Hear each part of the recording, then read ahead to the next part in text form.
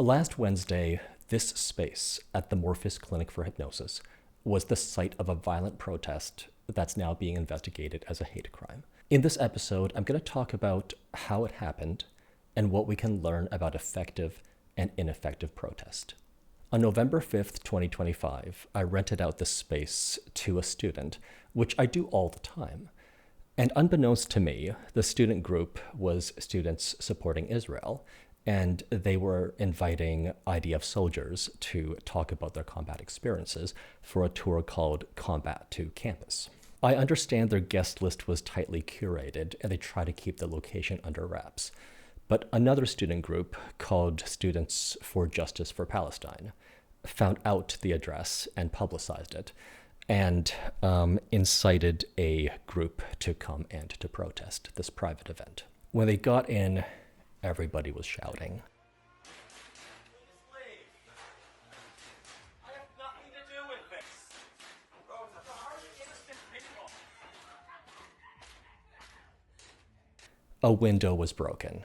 One of the IDF soldiers physically laid his hands on the protesters and physically forced them out. For the rest of the day, my office was a crime scene, and the event made it into the news, locally, in the US, and in Israel. 5 protesters, aged 21 to 29, have been arrested, and more charges may be coming. If you want to know more, there's an article in the Toronto Star where I tell my story. So far on this show, you've heard me talk about how to take care of your mind, your body, your emotions, your finances, your relationships. I didn't think I would have to make an episode talking about how to take care of a clean criminal record. But here we are. The way the student protesters were banging on an outside window, after already having broken an inside window, makes me think they might not actually have been aware there could be lifelong consequences to joining their fellow students in protest, and that's why I want to make this episode. I wish I could have made this episode sooner, perhaps before the events of last week. So we fast-tracked today's episode, in which I'll share some principles for peaceful civic engagement. First, if you're going to commit any crimes at all, which I do not recommend in any modern liberal democracy, start by reading Thoreau's essay on civil disobedience, which is foundational to all protest movements. I'll summarize in my own words. It's going to be your conscience that decides to commit the crime and which crimes to commit. Effective protesters, like Rosa Parks, for example, broke only unjust laws while respecting laws that are meant to keep the peace and protect the innocent. It was her conscience that kept her head up when she was arrested. It was her conscience that permitted her to be in the public eye and also to keep her spirits relatively high for the circumstances. It was also her following her conscience that made many of the people around her at the time think that the law must be unjust to arrest such a woman for such a thing. That's the purpose of effective civil disobedience. It's to take the high road, to be the better person. Mahatma Gandhi and Martin Luther King Jr. are 2 other examples. Those who were famous for civil disobedience are famous because they only broke unjust laws, non-violently, and they respected the laws that fairly and justly protect the innocent. If you harm or intimidate innocent people, you will not be remembered well by history, though probably you won't be remembered at all. It's going to be your own conscience keeping you up at night when you can't sleep. So if you're about to do something and you feel like you have to hide your face or block your phone number on someone's caller ID, then you might want to question, is what you're doing conscionable? Is it something you can hold your head up about when you're discovered? If not, you might be doing something that later you're going to regret. But probably for most of you, you aren't going to be doing any crimes. So the rest of this episode is about how to stay out of trouble when you decide to join a protest.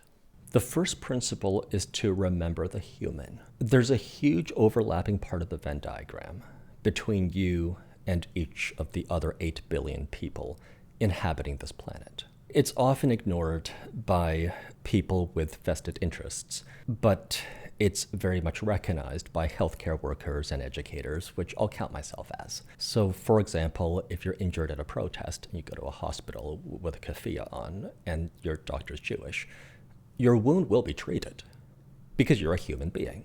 And that's the thing that matters. A healthcare worker doesn't ask, what's the political affiliation of this person whose arm I'm going to set? They just do it to ease the sufferer. I don't ask, what's the ethnic background of this person who's asked me to teach them how to relax in this world?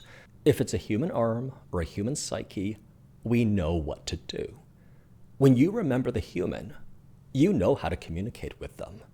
And you won't be communicating with them like there's some kind of object for your scorn. The second principle for protesting effectively is when fighting monsters, be careful not to become a monster yourself. During the events of last week, I kind of saw this on both sides.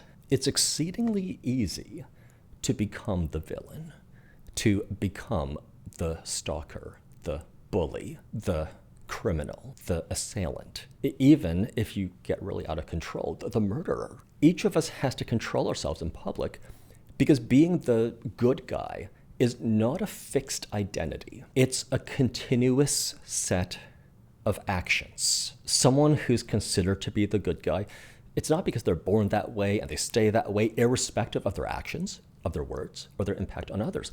It's because their actions, their words, their impact on others is continually, over time, positive. So, for example, if you come here from another country and you want to represent your military well, then you might want to think a few times before laying your hands on someone who's protesting in our country. If you don't want your friends to point out that you're acting in ways with bad historical parallels, don't break the window glass at a Jewish event. I don't know if the glass was broken intentionally or accidentally, but that's entirely my point. It's exceedingly easy to find yourself in a new reality where everyone believes you're the bad guy. Number 3, don't reverse victim and perpetrator. It's a dirty trick of narcissists, and in any case, people aren't falling for it so much any longer. So if a woman's walking down the street at night in a short skirt, she's not asking for it. If you find out that there's a private event, with or without IDF soldiers, they're not asking for it. If you harass anyone at all, by definition, they're not asking for it. This is a situation where you could very easily find yourself as the stalker, the bully, the harasser. And if you get arrested for something you actually did, it's because the police has identified you as the suspected perpetrator of a crime. You are not a victim of the legal system. The legal system in this situation is working as intended. Number 4, a narrative is not everything. It's something, but there's always a counter narrative. And when police get involved, all they want are the facts. If the facts, as seen on everyone's cell phone cameras, for example, add up to that you committed a crime, you can expect to be arrested and charged. And that's the harsh reality that you must navigate. It's not a reality of my making. It's a reality of everyone's making to preserve an orderly society where you can feel safe walking down the sidewalk. Getting arrested will definitely impact your future. And I promise to you, most of you will be growing old. So to grow old happily, it's important to conduct yourself in a way that the facts are always on your side. Number 5, avoid getting swept up in mobs. The approval of your peers does not automatically mean the approval of society at large. And in any case, whenever you hear the phrase mob justice, it's always used ironically. As Tommy Lee Jones says in Men in Black, a person is smart.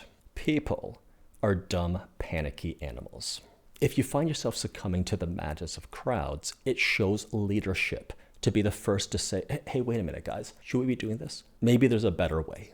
And if you really, really, really want to ride the high of being part of a big crowd, go to a concert, go to a sports game. You're still going to lose some independence of thought there, but you're much less likely to end up with criminal charges. Number 6, I heard this from Misha Gluberman about 20 years ago. And to paraphrase, if when asking a question or speaking in public, you feel bathed in this beautiful glowing white light, And what you're about to ask or say is definitely pure and justified.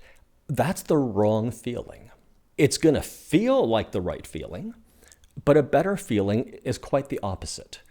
It's one of not knowing, but curiosity and willingness to find out. The person who did this most famously was Socrates, who was famous for changing people's minds by admitting he knows absolutely nothing at all. Number 7, pick your battles. I don't have a dog in most fights.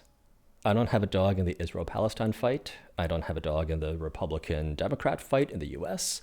And joining someone else's battle wastes energy and time and attention that is better placed on making an impact, a positive impact, where I'm able to.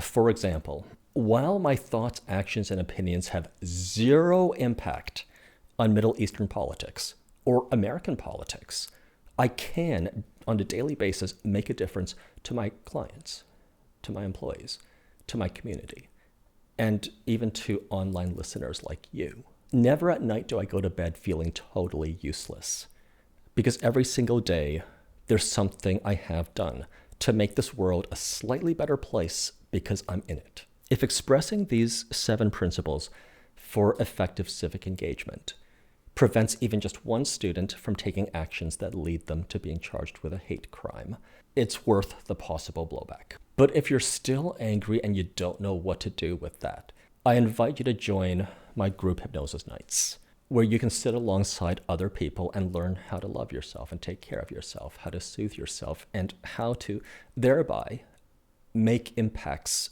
where you can successfully make an impact. You'll be sitting alongside your fellow human beings of diverse ages and backgrounds and beliefs, learning together how to make the most out of your humanity. Once a month, it's free. And if you want to hear what I have to say more than once a month, show your student ID, and we'll give you 50% off a monthly membership that allows you to sit in here and experience group hypnosis 3 nights a week if you'd like to. It's my way to make an impact where I can, to foster, if not world peace, at least a little bit more local peace. In closing, I thank any peaceful protesters who respected the privacy of the invited guests and also my business and my space. I thank the Jewish student group for offering to pay for repairs to the door. And I thank every civil rights leader in history who showed us how to protest effectively in a way that garners public sympathy. And thank you for listening. We'll be back next time with a regular length episode of How to Be an Adult.